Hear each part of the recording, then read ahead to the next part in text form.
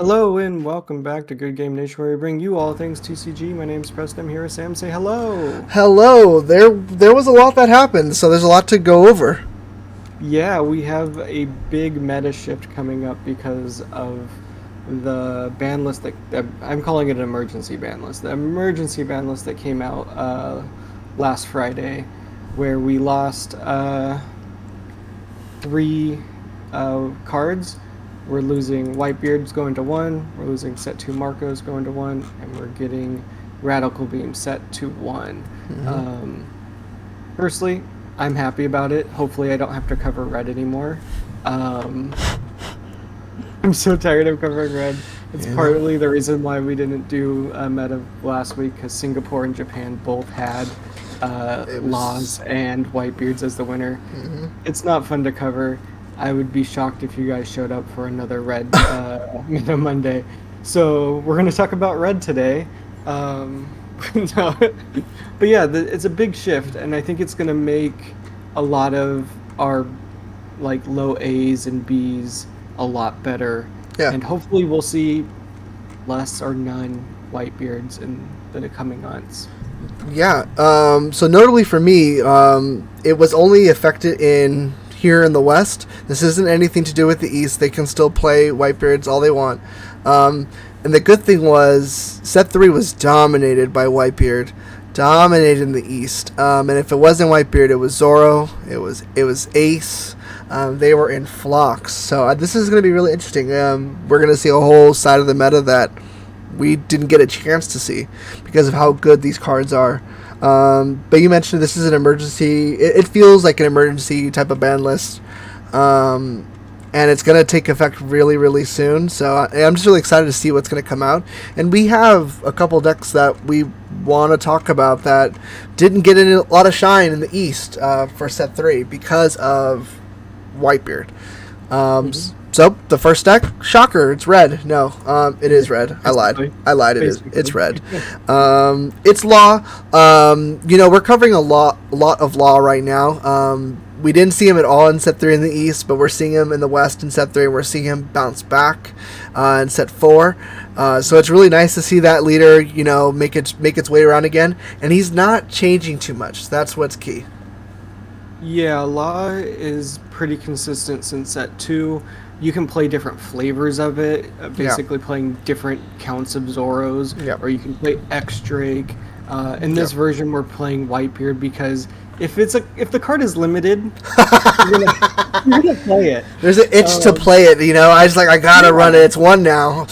Yeah, there's a reason why we put this card to one. It's a theory that I played off of in the Yu-Gi-Oh days. There was oftentimes when sets you would get a ban list and you're like, okay, the cards that are one-ofs, those are most likely your staples. There's a reason why they're there, because if you played 3 of them in Yu-Gi-Oh, it would not be fun. That's what Whitebeard has become. It's a red staple. Same thing with Radical Beam. Radical Beam only gets better as the game goes on. And in the Whitebeard leader, it's disgusting because you basically get yourself to that point on your own. And then in 4-cost leaders, you get there faster than your opponent. And then you could also play it in Zoro.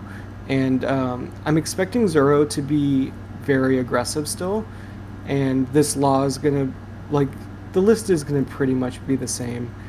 If they don't play Whitebeards, it's basically the same list, so it's going to be very powerful. Zoro has so many options. You could still probably play a Strawbeard. You could probably still play a lot of Whitebeards and add vanilla Whitebeard characters. I wouldn't doubt people going back to weenies and playing a bunch of 1-drops. There's just too many options for Zoro. But what are your thoughts on Law? Yeah, so I kind of just wanted to have a little bit of everything to kind of show it can go in a lot of different directions. Vista's a card that I really like, but it's definitely been on the lesser. You need to fit these very specific niche search categories, so can't always afford to fit these Whitebeard Pirates, but I wanted to put a little bit of everything so you can really format this deck to how you play, and I think that's why it's going to find a lot of success in a format that was built on Whitebeard, so there's going to be a lot of stress, I think. So something like Law, I think, is going to do very well very early on. Yeah, among it's others. definitely has a very strong foundation, and it basically doesn't get shooken up here. You probably can throw in Punk Gibsons or Oh, it's there. guard points instead of radical beams, and still Absolutely. feel pretty safe. Yeah, red and green are very powerful cards, at least if we're looking at singles. So there's a lot of cards we can always swap in and out, depending on what features in our meta.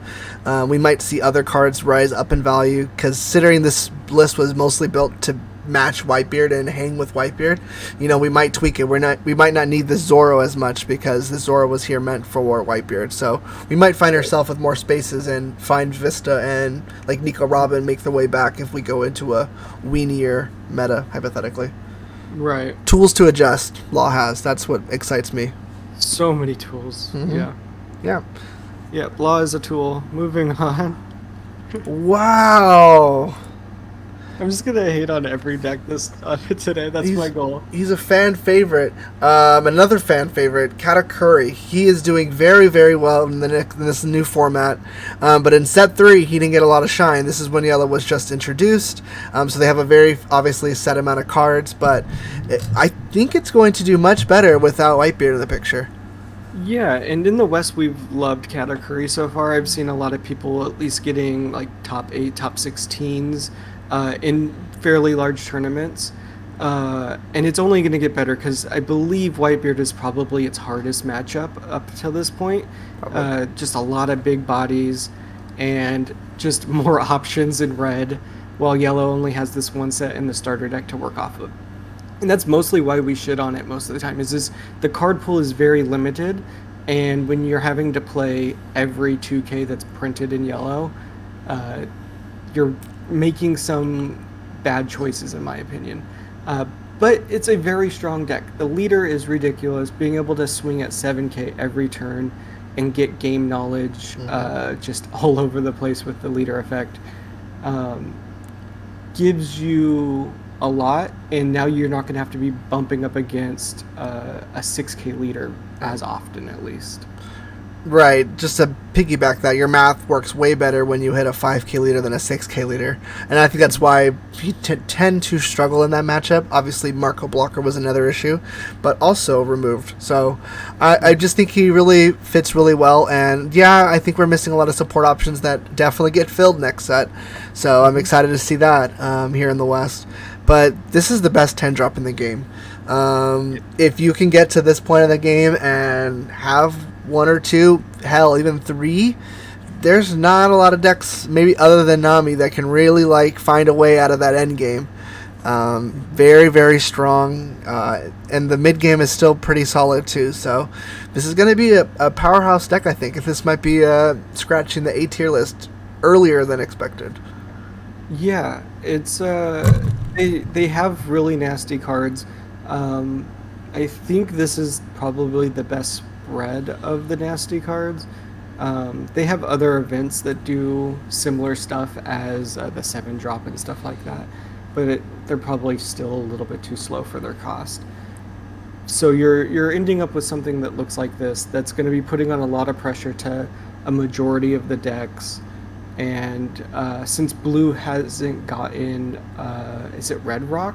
The blue Correct. event from the next set? Correct. Your high drops aren't as worried. They're chilling. Yeah, Crocodile really hasn't picked up enough speed from what I've seen to really threaten your big drops also. So you're probably sitting in a good position playing Katakuri right now. Yeah, Crocodile, I think, thrived through the Whitebeard meta. If majority of the decks you're facing are Whitebeard and you have a positive matchup against that, you can do very well. But this yellow is not typically fun to go into, especially if you can get to the Big Mom phase. Without Red Rock, yeah, I don't know how many Crocodiles we're going to see in this new format. Right. But it's a good counter meta choice, so it's always going to be around, but I don't know how well it does. It's a new meta now, so we're going to have to find a new counter meta type of leader, type of deck. Yep. Yep. They always come back. But the last deck we wanted to show you that was definitely early favorites in set 3, something we covered heavily, clashed a lot with Whitebeard early, was the Lucci. And with his biggest nemesis gone, this might be the best contender for the new format. Yeah, Lucci is powerful. Every character is ready to attack. Like, everything past your 4-drops is aggressive, and Bluno is disgusting. It's not fun to see a Bluno on your opponent's board, especially if you have no good removal. Mm-hmm. And it can't be KO removal either, because it's gonna bring out maybe a vanilla Kumadori, or can it hit Wolf? It's 4 or less, so we're looking at Kumadori and usually Fukuro. Yeah, the other blocker. Yeah, this deck is annoying. And then you get to play Aisho, so if you are playing against black and you're not getting hit by Aisho, you're lucky, because most players are going to hoard their hand and get ready for the end game, get all those 2Ks ready, and then Aisho just starts hitting the board and knocking your hand down without having to attack at all. So it's very annoying to have to play into. Yeah, Black had back-to-back very, very good sets. All we really needed was a couple SRs from the first set to really fill out the middle parts of this deck, and it works very well. Obviously, the speed from the mid-game is there. We see Eridor, we see Bluno, and this accelerates the game very fast, and Aisha really is the nail in the coffin.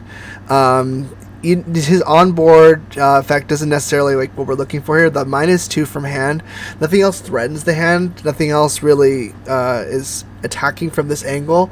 So it really just gives Lucci another way to really win a game. That feature really does well into yellow. It does really well into blue. I think it's going to pose a lot of real interesting matchups. Like Crocodile might do well into this, but Crocodile typically needs a large hand. So is Aisho a real problem? So I think we're filling a lot of the counters here. It seems geared up to do really well. I guess it really depends on the Law matchup. Yeah, it really depends on how well it can play into Law. Law is very quick and annoying, and has a lot of things it can do. And this, I don't know, I just keep thinking, like, what can we do about this? And it's not like you can do anything with Nami, because you're going to have a large hand size with Nami, trying to keep all those counters in your hand to be able to defend, since it's basically full defense.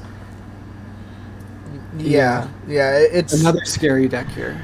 You have to play differently when you approach this deck, I think. You used to be able to aggressively meet it and keep a low hand, but if red is no longer that counter option, can other colors do that? We're going to find out. I think we're going to see a lot of Lucci here. We love playing black here in the West. I'm expecting to see Smoker too, but I think Lucci is probably the more notable out of the two. Yeah. But very exciting. It's exciting because in set 3 all we covered was this wallpaper, Whitebeard, and it got pretty boring. We were excited to cover Kid towards the end. I remember that, and that's just ironic.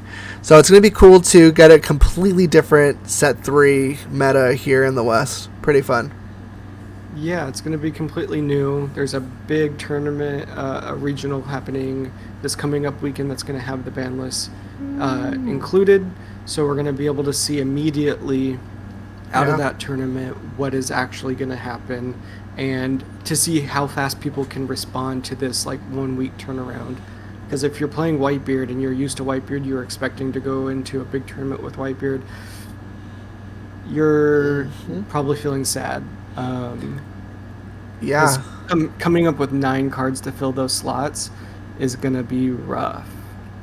Yeah, I think it's not going to disappear completely, but I think the structure of it's going to be very vastly different. A lot of big bodies probably, so it's just going to be just a different meta. And does that have the speed to match something like Lucci, who has about the same strength and body since Moby Dick is still gone? It's going to be, coin flip. If I had a bet, though, I would say Law is a strong contender for this first tournament. Yeah, absolutely. Law is still disgusting and practically untouched on this, so a high chance that it will win, Yep. if not Zoro. I'm expecting Weenie Zoro to still be around. Yep. That sucks. But if we're still here, guys, hello. Thank you for watching this episode of Meta Monday. If there is another deck that is rising because of the Whitebeard fall, put it in the comments. Let us know. Honorable mention for us is definitely Nami. This was a deck that already did pretty well into the meta. It doesn't like yellow. But other than that, I think there's room for this Nami deck to maybe get some higher placements. I don't know about winning, but I'm fingers crossed here. I would love to see that. We just love Nami. We want Nami to win. Yeah, it's so troll. Yeah. It's just troll. It's so funny. But let us know in the comments, guys. And if you're still here, consider doing the YouTube things. Like, comment, subscribe, and we'll see you tomorrow. Peace. Bye-bye. Bye-bye. Do-do-do-do-do-do-do. The song didn't play right away, so I had to start it. Usually you do that when it's muted. Yeah. Giving away the secrets for those people that are still watching. I can count the little parts of the song to know when to stop it. I don't even have to look at the numbers anymore. Is that bad? It's great. And cut. Bye-bye.